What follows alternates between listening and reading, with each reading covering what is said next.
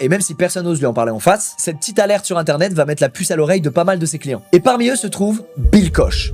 Fallait pas déconner avec ce mec. C'est un milliardaire qui a une cave impressionnante dans laquelle il y a 4 millions de dollars de bouteilles qui sont signées Rudy. Pas de bol, Bill vient justement de remarquer qu'il a plusieurs bouteilles bidons dans sa cave. Et pour mesurer l'ampleur de la douille, il engage des enquêteurs pour estimer l'ampleur des dégâts dans toute sa cave. Et les enquêteurs, ils déconnent pas. Ils sont hyper solides. Ils envoient plein de bouteilles dans des labos spécialisés pour les examiner en détail. Et ils vont même aller jusqu'à se rendre chez les producteurs français avec leurs bouteilles pour les faire étudier par leurs vignerons. Et parmi toutes les bouteilles qui s'avèrent être des gros fakes, beaucoup viennent de Rudy. Et malheureusement, les preuves, elles continuent à s'accumuler, y compris en public. Par exemple, en 2007, il y a une enchère qui est organisée par Christie's, donc un vrai gros truc d'enchère très connu. Et le lot de Rudy, des Magnum Château Le Pin, est retiré en urgence en last minute. Et c'est le château lui-même qui a sonné l'alarme en voyant le catalogue de l'enchère, parce que les étiquettes des bouteilles collaient pas avec les vraies.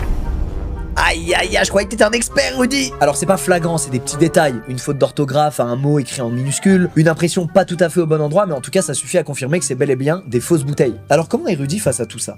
Mais il est pas du tout inquiet. Il sait que dans ce milieu, se faire douiller, ça arrive. Et du coup, il sait que les gens vont pas remettre la faute directement sur lui, mais sur des vendeurs qui ont dû le berner. Pour le moment, il se justifie en accusant la malchance. Et c'est vrai, même si c'est un boss, il peut pas éviter toutes les douilles, ce pauvre Rudy.